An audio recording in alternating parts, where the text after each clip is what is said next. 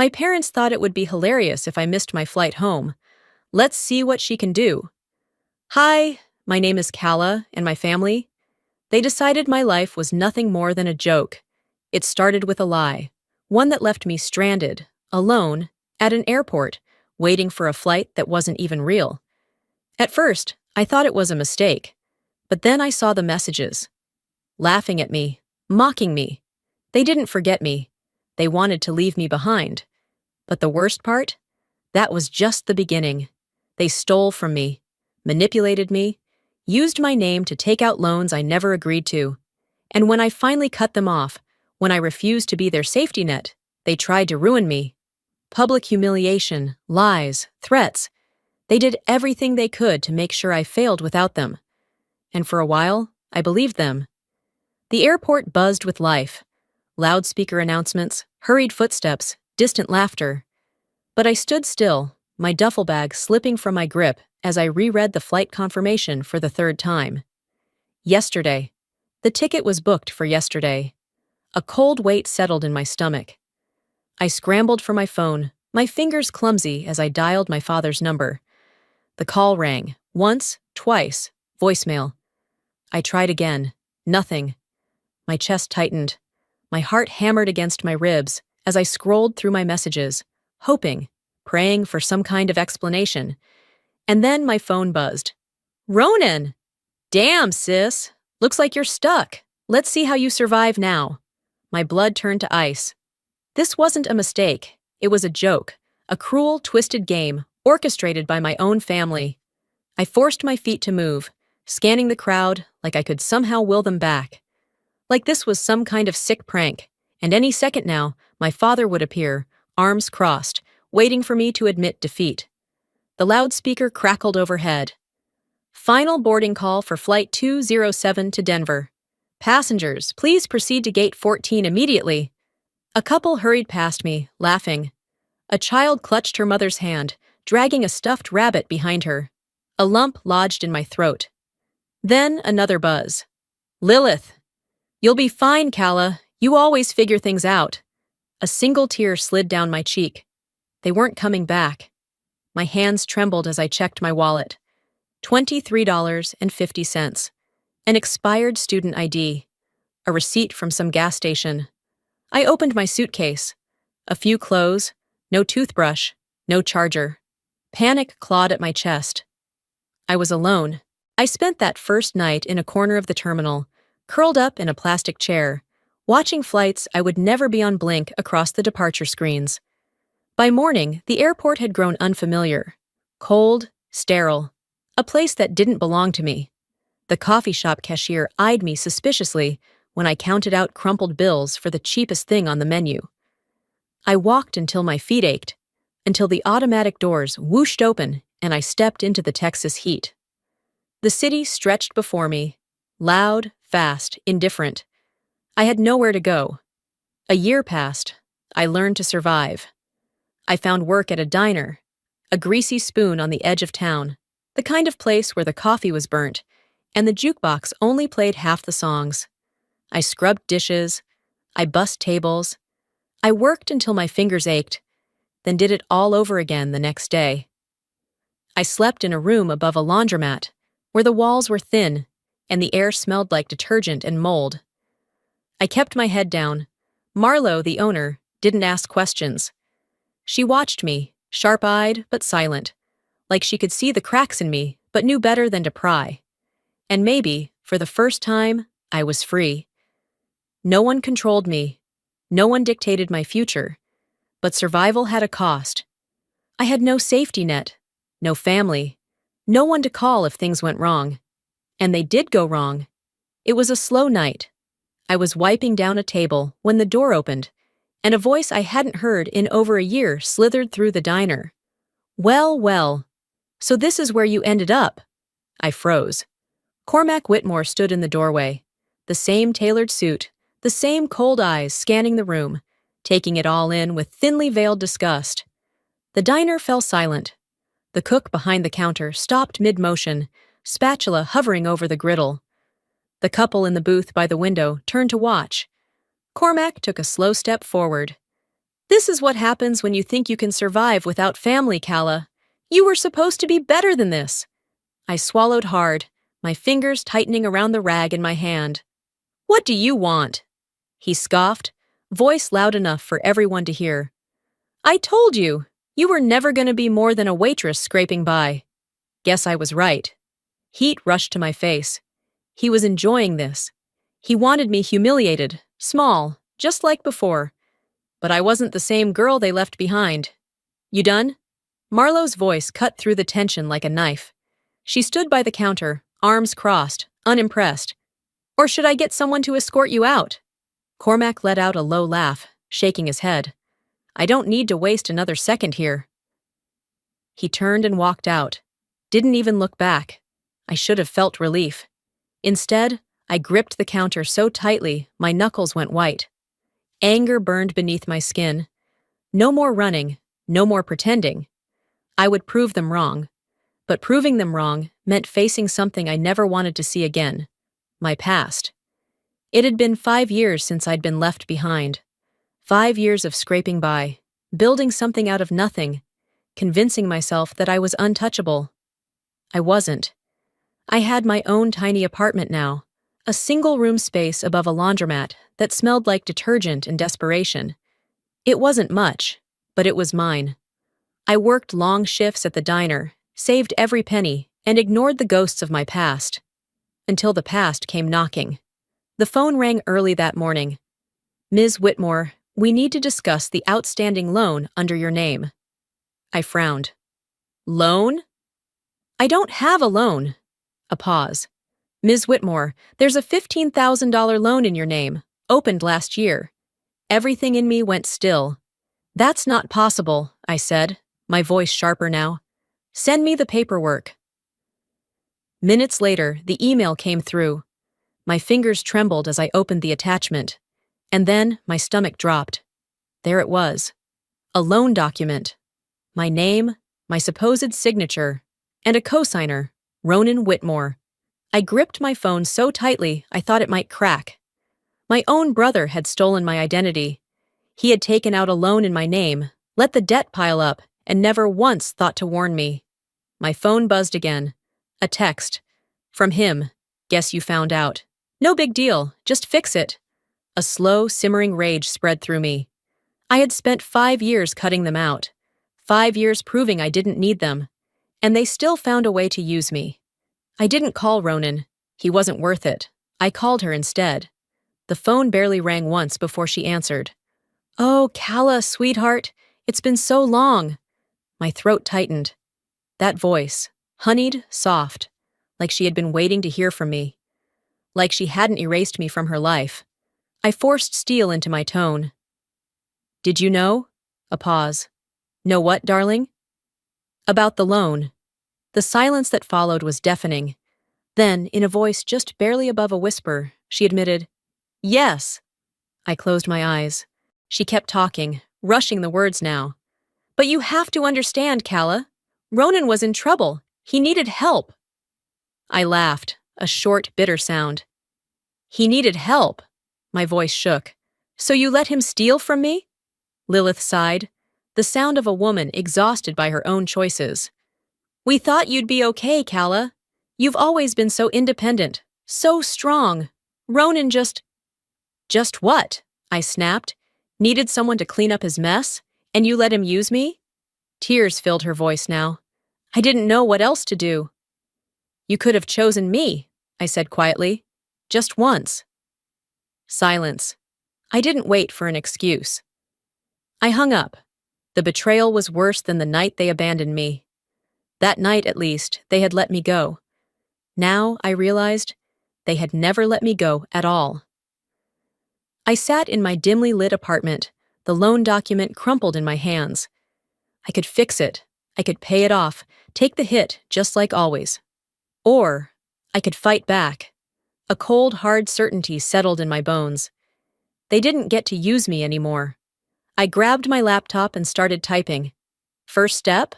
Closing every door they could use to reach me. I locked my credit, froze every account, filed a fraud report. Next step? Finding out just how deep this mess went. I wasn't cleaning up after them. I was burning it all down. If they wanted me to fix their mess, they'd regret ever thinking I would. The deeper I dug, the worse it got. Cutting off my family should have been the end of it. I had taken back control, locked down my finances, and ensured they couldn't steal from me again. But I couldn't shake the feeling that there was more. More damage, more lies. And if there was one thing I had learned about Ronan, it was that he never stopped at just enough. So, I started searching. I combed through my bank statements, line by line, looking for anything out of place. Most of it was normal: rent payments, groceries, my small savings deposit at the end of each month. But then I checked my credit report, and my stomach dropped. A second account, one I had never opened. It was drained dry. Not just that, there were thousands in cash advances linked to my name over the past 2 years. My heart pounded as I cross-checked the withdrawals. Most of them had been taken out near East Austin, close to an area notorious for illegal gambling. And then I saw the name: Apex Financial Holdings. I opened a new tab and started searching. It took less than 5 minutes to confirm my worst suspicion. Apex wasn't just any financial company. It was a shell business, a front for loan sharks. And it was owned by a man I had only heard whispers about: Dante Morales. A criminal. A man who didn't deal in negotiations. He dealt in consequences. My fingers tightened around my phone as a sick realization settled in my gut. Ronan didn't just steal from me. He had dragged me into something much, much worse. I knew I should stay out of it, let Ronan burn for his mistakes. But if my name was tangled in this mess, I needed to know how deep it went. That's how I ended up outside a warehouse in East Austin at nearly midnight. The place looked abandoned, but I knew better. The street was too quiet, the kind of silence that only came when people knew better than to ask questions. My pulse pounded as I stepped inside.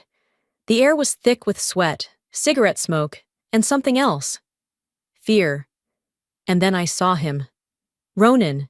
He looked wrecked, bruises on his cheek, split lip, clothes wrinkled like he had been sleeping in them. I almost felt sorry for him. Almost. Then I saw him. Dante Morales. He sat at a table, dressed in a perfectly pressed suit, completely at ease. 2 men flanked him, still as statues, their expressions unreadable. He barely glanced at me before smirking. "So you're the sister," he said, his voice smooth. "The one with the clean record." I kept my face blank. "I have nothing to do with this." Dante leaned forward slightly, folding his hands together. "See, that's the thing. Your brother said otherwise." My jaw clenched. I turned to Ronan, who wouldn't meet my eyes. "Calla, please," he muttered. "You can fix this." Fix it, like I had been doing my entire life.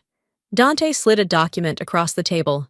A debt contract, $50,000, and my name, forged, as a co-signer. I gritted my teeth so hard my jaw ached. Ronan hadn't just dragged me into his mess. He had signed my name into a deal with a criminal. I exhaled slowly, forcing my hands to stay steady. I looked Dante in the eye. "I didn't sign this, and I'm not paying a damn cent." Silence. Then Dante smiled. A slow, knowing smile that sent a chill down my spine. "That's unfortunate," he murmured. "Because your brother here—" He nodded to his men. They grabbed Ronan, shoving him forward. He stumbled, barely catching himself before hitting the table. "Is running out of time," Ronan whimpered. I barely recognized the sound. My brother, the same man who had laughed when they left me at that airport, looked at me now like I was his last chance at survival. His fingers wrapped around my wrist. "Calla, please," he whispered. "If I don't pay—" I yanked my arm free. "You did this to yourself." His face twisted in desperation. "I didn't have a choice." "There's always a choice," I snapped. "You just made the wrong one." Dante let out a soft chuckle, like he was watching an interesting show. "Family is funny like that," he mused, "always leaving behind collateral damage." I refused to let him rattle me. I turned on my heel and walked away, my heart hammering. I knew this wasn't over. Dante wouldn't forget my face. And Ronan? Ronan wasn't done using me. I had just declared war against my own brother. And my family? They were about to escalate this fight. I had done everything right. I cut off all contact, blocked Ronan's number, notified my bank of every fraud risk imaginable. I even filed a report, though I knew damn well that people like Dante Morales didn't care about what was legal. I tried to move on, but my family didn't believe in moving on. They only believed in getting what they wanted. So, when my phone rang one evening with an unknown number, I almost ignored it. Almost. I shouldn't have picked up. Calla? A voice I hadn't heard in years. Lilith. She sounded different, weaker, shaky. Please, sweetheart, just meet us for dinner. We need to talk. Every fiber of my being screamed no. But there was something in her voice, real desperation, and for a split second, I felt the pull. One last time. They picked the place on purpose. Some fancy restaurant downtown.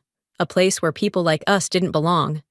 The kind of place where everything was white tablecloths and fake politeness, where the rich ate steak while drowning in debt. And sure enough, they were already seated when I walked in. Cormac, composed, cold, looking at me like a business opportunity. Lilith, red-eyed, clutching tissues like an actress mid-performance. And Ronan, silent, ashamed, or pretending to be. I didn't sit down. Whatever you're about to ask, the answer is no. Cormac barely reacted, just folded his hands like he was negotiating a deal. We're not here to fight, Calla. We need your help. I crossed my arms. That's new. Lilith reached for me, her voice soft, pleading. Ronan made mistakes. We all did. But we're family, and family helps each other. The words were so hollow, I almost laughed. Cormac reached into his jacket and slid a document across the table. I didn't pick it up. You should read it, he said smoothly. So I did, and my blood went ice cold. A notarized contract, a legal agreement making me financially responsible for Ronan's debt. $50,000, owed to Dante Morales. I inhaled sharply. Cormac's voice was steady. Sign this, and we'll take care of the rest. Dante will leave you alone. Lilith grabbed my hand. Her fingers were trembling. Please, baby, it's just money. I stared at her, then at Ronan. He hadn't said a word. Finally, he spoke, quiet, hesitant. I'll pay you back, I swear, and that's when I did laugh. A deep, bitter sound that made Cormac's jaw tighten. I leaned forward, looking each of them dead in the eye. You think I'm that stupid? Cormac's smile thinned. It's the right thing to do, Calla. I shook my head, disgust curling in my chest. The right thing would have been not stealing from me. The right thing would have been not abandoning me in an airport and then coming back years later, expecting me to fix your mess. Lilith flinched. Don't say that. I stood up. Enjoy your dinner. Cormac's voice turned sharp, low enough that only I could hear. If you walk away, don't expect us to be there when you need us. I froze for half a second.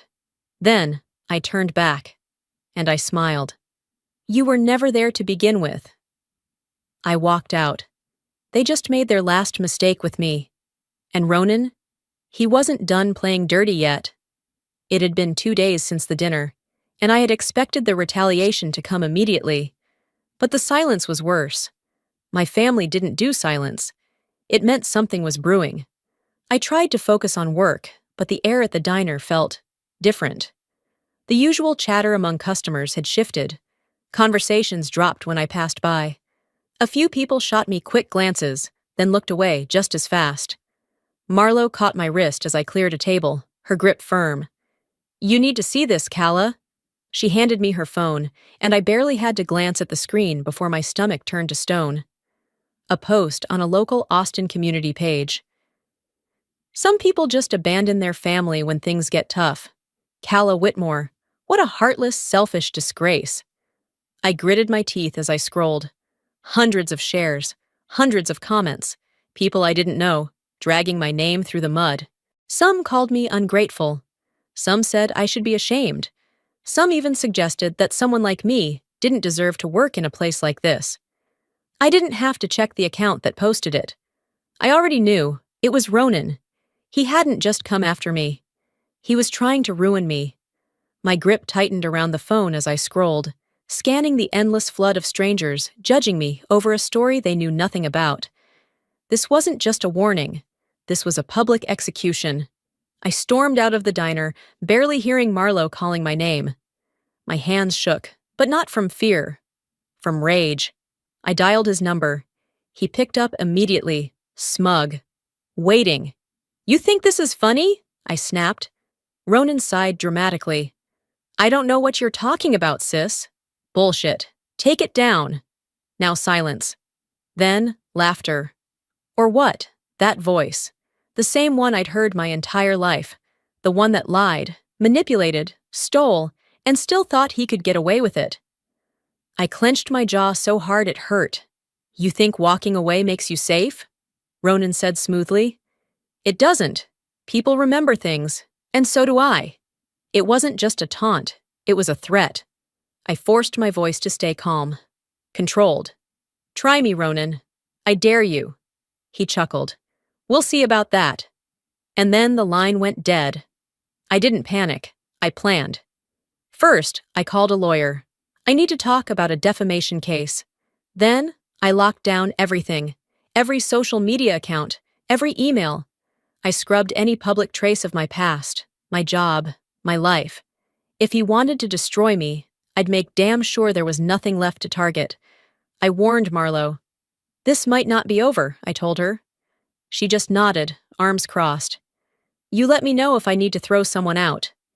And then I made a decision. This wasn't just about family anymore. This was war. If Ronan wanted to play dirty, I'd make sure he regretted it. And then, just as I expected, they escalated things again. The smear post had doubled in reach overnight. The comments were relentless. Strangers who didn't know a damn thing about me were tearing me apart online, calling me selfish, ungrateful, a disgrace.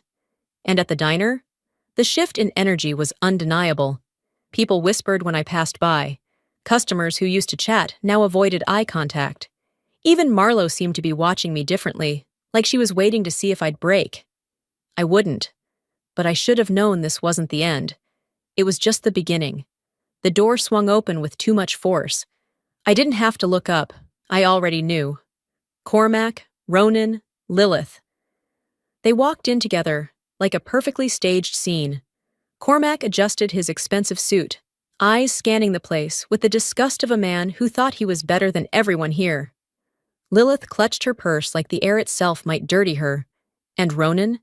He leaned against the counter with that same smug smirk he had been wearing since we were kids, like he was always one step ahead, always in control. The diner went silent. I felt every set of eyes shift to me. My heartbeat pounded in my ears. They came here for one reason: to humiliate me. Cormac spoke first, his voice loud on purpose. "Calla, we need to talk." I crossed my arms. "We have nothing to talk about." Lilith stepped forward, her voice trembling just enough to sound believable. "Please, Calla, we just want to understand why you're doing this to us."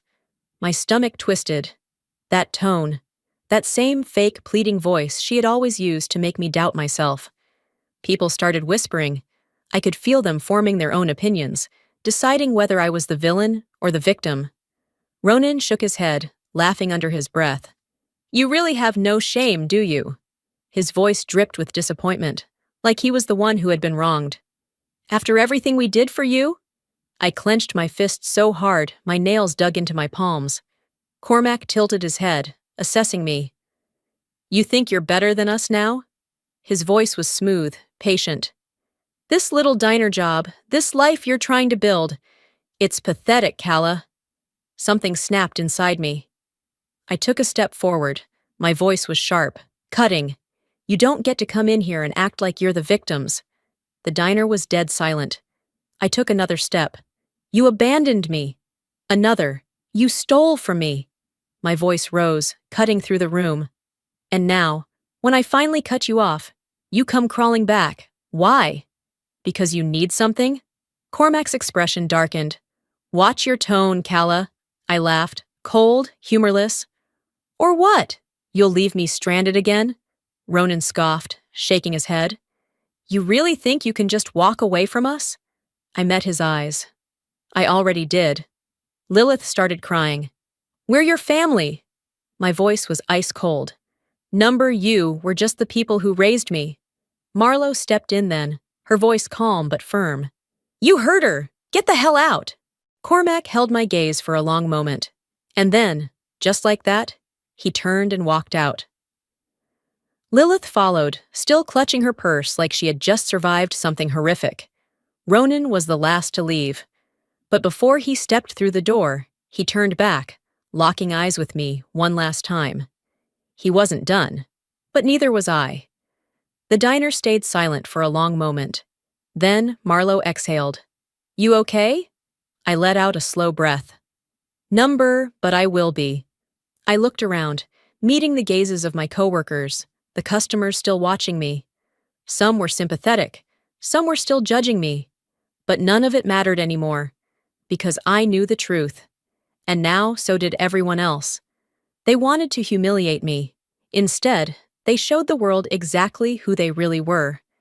And that's when they decided to destroy me for real. I thought the public showdown at the diner had been the climax. The moment they realized I was done, the moment they'd slink back into the shadows, licking their wounds. I was wrong. They came harder. The smear campaign got worse.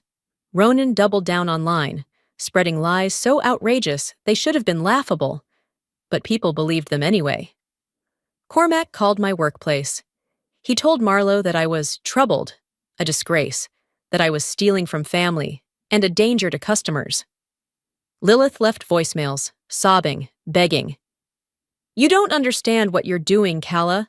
This is killing us. It's breaking your father's heart. Their desperation reeked of manipulation. But the final straw? Cormac showed up at my apartment. The knock was sharp, demanding. I ignored it. Then his voice came through the door, low and full of venom. You think this is over, Calla? You're nothing without us. My hands clenched into fists. Every instinct told me to stay silent. But I was done hiding. I opened the door. Cormac stood there, smug. Ronan just behind him, arms crossed like a soldier waiting for orders. Lilith clutched her purse, her eyes already red like she was preparing for a performance. Cormac smiled, like he had already won. I didn't let him speak. I pushed past him, stepping onto the sidewalk. Somewhere public, visible. If he wanted a fight, he wasn't going to get it behind closed doors. They followed me. The plaza was busy, people walking, shopping, a few sitting at the cafe across the street. Perfect. Cormac's voice cut through the air, sharp and polished, like a weapon he'd wielded his whole life. You owe us, Calla. We gave you life, and this is how you repay us? People turned to watch. Lilith sniffled, her voice wounded. We just want our daughter back. Ronan sneered, shaking his head. You think you're special? You're still the same scared little girl we left at that airport. I sucked in a slow breath. Calm, controlled, deadly. Then I stepped forward. You don't own me anymore. Cormac's eyes flashed. You were a mistake. The air went still. For a moment, no one moved. I saw real hate in his face. Not just anger, not just frustration, pure, seething resentment. And I realized something. He had never wanted me to survive without them. They needed me to fail, because if I could succeed without them, then their power meant nothing. I reached into my bag. I pulled out a check, and I handed it to him. $73.50, the exact cost of a one-way bus ticket back home. That's what it would have cost me to go back, if I ever wanted to. Cormac's face turned red. He snatched the check, ripped it in half, and let the pieces flutter to the ground. His voice shook with rage. You ungrateful little... Security appeared. 2 uniformed guards. Is there a problem here? Cormac stepped back, barely containing his fury. Ronan spat at the ground, then turned and walked away. Lilith gave me one last tearful look before following them. I didn't watch them go. I already knew. They had nothing left to take from me. That night, my phone rang. Marlo. You okay? I hesitated, then nodded to myself. Yeah. I think I am. The past doesn't disappear overnight. But for the first time, I was no longer chained to it. They wanted me to be nothing without them. But I was finally free. And now, for the first time in my life, I could finally decide who I wanted to be. It had been a week since I severed the last rotting thread that tied me to my family. A week of silence. No manipulative texts, no guilt-tripping calls. Just silence. And at first, it felt like victory. But victory didn't feel like I thought it would. The quiet was too loud. I had spent my whole life fighting, bracing for the next hit, waiting for the next demand, the next cruel word disguised as love. And now, there was nothing. No enemy, no war, just me. And I didn't know what to do with that. The knock on my door was soft, hesitant. I almost didn't answer. But when I opened it, Ezra stood there, a bag of takeout in his hands. No dramatic speeches, no questions, just understanding. I stepped aside to let him in, and we sat on the couch, eating quietly. For the first time in days, I wasn't alone. Ezra broke the silence first. You don't have to pretend you're okay with this, he said, voice low. I exhaled, setting down my chopsticks. I know, but I also know this was the right thing to do. He nodded, squeezing my hand. And for the first time, I didn't flinch at someone reaching out. The next morning, I walked into Marlo's diner, my second home. Marlo stood behind the counter, arms crossed, shaking her head. Took you long enough? I blinked. What? She gestured around. You've been walking around like a damn ghost for the past week. I was wondering when you'd finally snap out of it. A small laugh slipped out. So? You're saying I should stop sulking? Marlo smirked. I'm saying you're wasting time. Life's waiting for you, kid. And just like that, something shifted inside me. My past didn't define me. I had people who actually cared about me. For the first time, I truly believed it. Later that day, Marlo slid a small envelope across the counter. I frowned, opening it. Inside was a set of keys. I looked up, confused. What's this? Marlo leaned against the counter, casual as ever. A fresh start. A space of your own. If you're ready. I looked down at the keys, my heart hammering. It wasn't just a gift. It was a lease, a restaurant lease. Marlo was giving me a shot to open my own place. No strings attached. I gripped the keys tightly, emotion swelling in my chest. I don't know what to say. Marlo shrugged. Then don't say anything. Just do something with it. And in that moment, I realized this wasn't just about a restaurant. This was about finally building something that was mine. For the first time, my future was in my own hands, and I wasn't about to waste it. Months had passed since I held those keys in my hands, uncertain and terrified. Since I stepped into the empty space that would become mine. Now I stood in the middle of my restaurant. My restaurant. It wasn't perfect. The floors had scuff marks that wouldn't buff out. The chairs were mismatched because I could only afford secondhand, and the kitchen still had a few quirks that drove me insane. But it was alive. The air buzzed with laughter, with the clinking of plates, the hum of conversations. Every table was full. People came back. Not because they owed me anything, not because they needed something from me, but because they wanted to. Marlo sat at the counter, arms crossed, a knowing smirk on her face. Told you, she said simply. I rolled my eyes. Told me what? That you'd pull this off. Ezra walked in, sleeves rolled up, tying a borrowed apron around his waist. And that you'd make it look easy, I scoffed. If by easy, you mean working 17-hour days on my feet, sure. Ezra just grinned and grabbed a tray of drinks. I wiped my hands on my apron and took a slow, steady breath. This was it. This was what I had fought for. This was mine. Long after the last customer left, I sat alone in the quiet. For the first time in months, I did something I had promised myself I wouldn't. I checked social media. I never unfollowed them. I told myself it was out of indifference, but I knew better. I scrolled. Ronan was still a mess. He had moved on to new scams, still conning people, still making excuses. But people were catching on. The comments under his posts were full of accusations, people calling him out. No one was falling for it anymore. Cormac's world had crumbled. The hardware store had gone under. His posts were bitter, filled with legal battles over unpaid debts. Once, people in town respected him. Now, they ignored him. No one cared. Lilith still played the devoted mother. Her page was full of nostalgic posts. Missing my family today. Hold your loved ones close. There were old pictures, holidays, smiling faces, but never any of me. That was when I finally understood. They had spent so long trying to pull me back, but not because they loved me, because they needed me. And now that I was useless to them, they had erased me completely. For the first time, it didn't hurt. I closed the laptop. I wouldn't check again. The past wasn't my concern anymore. I walked to the front of the restaurant, where Ezra stood with a dish towel slung over his shoulder, watching me. You coming to bed? I looked around one last time. This wasn't just a restaurant, it was proof. Proof that I survived. Proof that I won.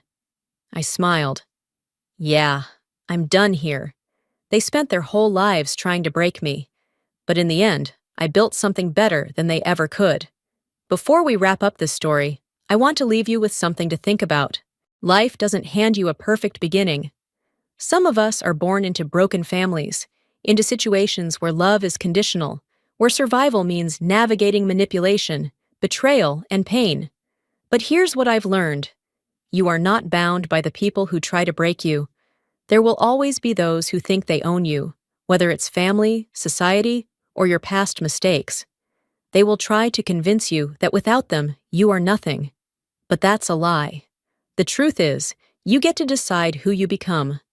Success is not revenge, it's freedom. And sometimes, the most powerful thing you can do is walk away and build something better. So I want to ask you, have you ever had to walk away from someone who was holding you back? Was it family, a toxic friend, a job that drained you?